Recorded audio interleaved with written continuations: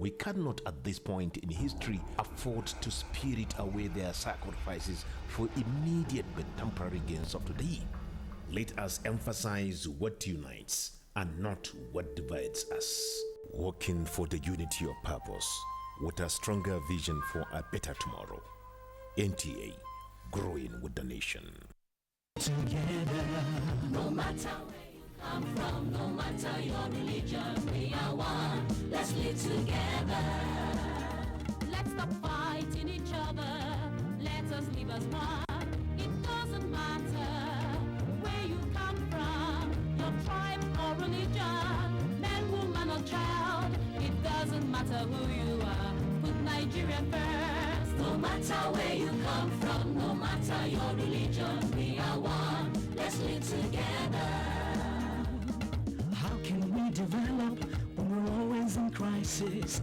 Families have become refugees in their country. No matter our differences, show some understanding. No matter where you come from, no matter your religion, we are one. Let's live together. Glad to have you back. Now to the rest of the news. 4 pharmaceutical industries in Nigeria have not met the World Health Organization standard in drug manufacturing, and NHIS is to strengthen its collaboration with state governments to ensure Nigerians have more access to the scheme. National Assembly correspondent Ifeanyi Okafor reports on the House Committee on Health Oversight visit to NAFDAC, NHIS, and the National Primary Healthcare Development Agency. The visit is in line with the House Committee's oversight functions and in continuation of the budget defense process with a view to correct key issues noted in the agency's appropriation for the year 2015. At the National Primary Healthcare Development Agency, the committee members drew attention to the interventions during the fight against Ebola, also the ongoing polio eradication scheme, as well as the need to step up the effort towards tackling maternal and child mortality. Let me also commend the Health Ministry, but in particular National Primary Healthcare, for the role that you people played during the Ebola crisis. We should not just rest. There are still people coming into the country. We shouldn't lose sleep. At the National Agency for Food Drug Administration commended the efforts of the DG NAFDAC and his team, but emphasized the need for more funding to enable the agency succeed in its key mandates. We decided about 3 years ago that let us build our capacity such that we can first be self-sufficient in the supply of these essential medicines and then begin to export to other countries. Meanwhile, at the National Health Insurance Scheme, members were given a detailed briefing of the agency's core mandate, its challenges, and the need for the National Assembly to support the scheme through effective legislation that will compel more Nigerians to participate. From the National Assembly, Ifeanyi Okafor, NTA News. As part of what the Controller General of Customs, Dr. Abdullahi Indediko, described as corporate social responsibility, the Nigerian Customs Service have donated 50 computers and accessories to help boost NAFDAC's war against counterfeit medicines. Health correspondent Rabi Abdallah has the details. Instances abound of collaboration between the Nigerian Customs Service and NAFDAC, especially in the various enforcement operations carried out at the ports of entry and border posts, aimed at intercepting counterfeit drugs and other products. That perhaps gave the Nigerian Customs Service a better understanding of the workings of NAFDAC and their areas of need, hence the donation of 50 specialized computers and accessories to the agency. When we started having challenges of 48 hours clearance, we believe that NAFDAC is the first agency that we approach, and they give us 100% cooperation. So what we are doing today, it is as a result of interagency's cooperation. The Nigerian Customs Service has allowed us access to their computer system, ASCUDA, that allows us to review the contents of ships even before they arrive at our offices. In fact, they offered us training in this area and now have gone forward to even offer us computers to enable us seamlessly key into that program. Appreciation for the donation was expressed by the NAFDAC Director General as both organizations reiterated their commitment for continued collaboration for the benefit of Nigerians. In Abuja, Rabi Abdullah, NTA News. Still talking health, a non-governmental organization, OLG Health Foundation and Autism Center, is reaching out to foreign partners and other relevant organizations to join in creating awareness on autism, a brain disorder that affects communication, social interaction, and behavior of sufferers. Correspondent Chimdima Ndubisi reports on the sensitization program organized by the foundation with the Australian High Commissioner in attendance.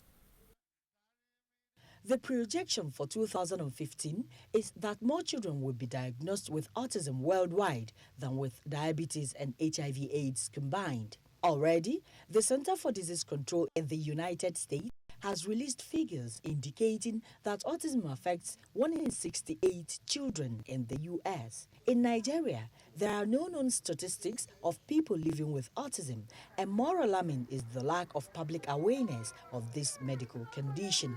This is why the foundation is leading the campaign on educating the public on autism.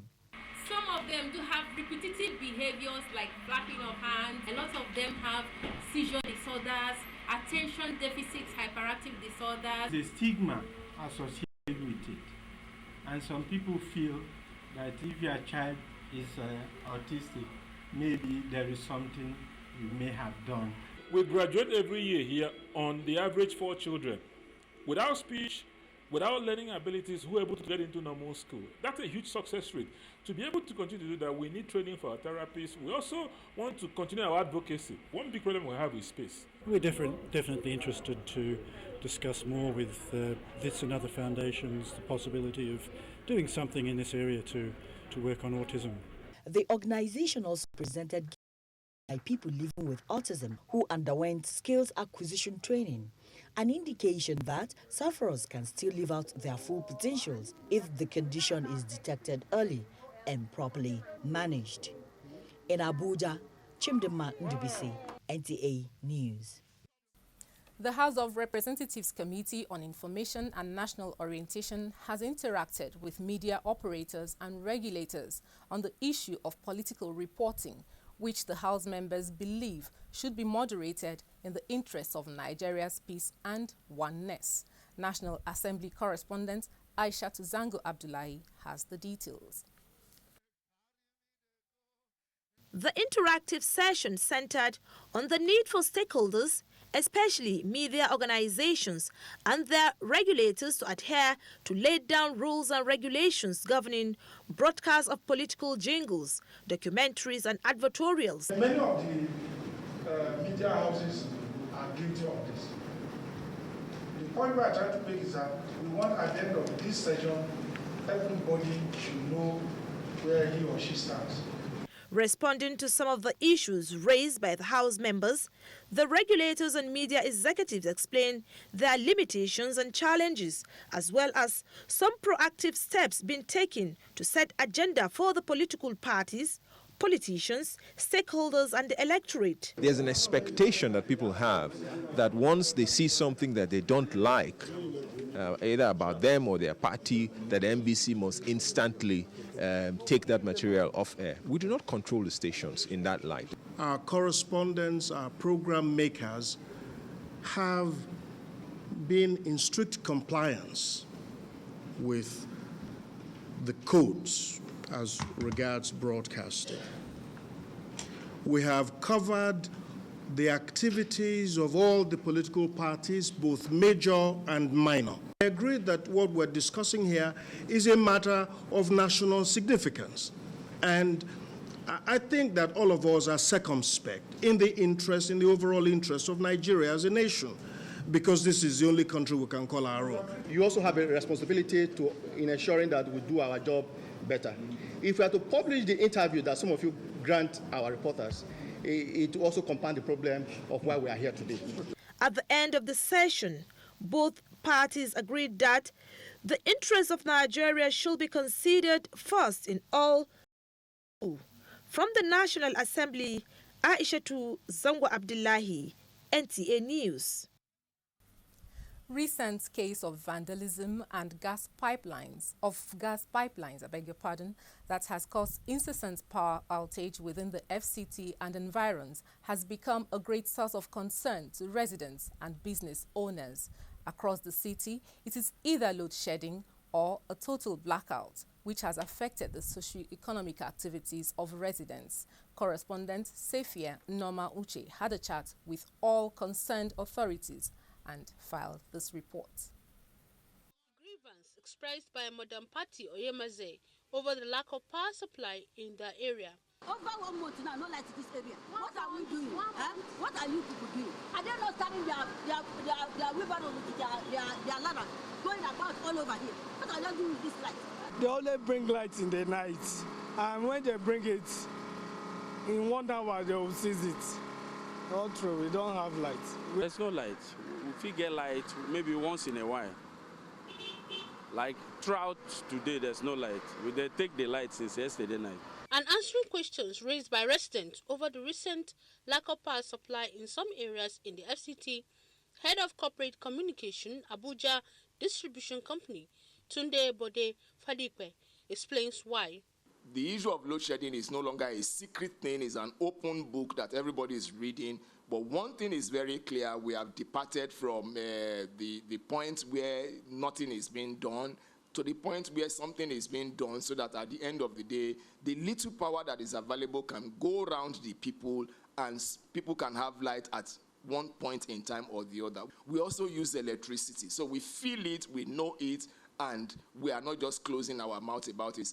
And I'm sure that given a little bit of time, we'll get out of this challenge. He advised most electricity customers who see electricity as a social service or utility to be aware that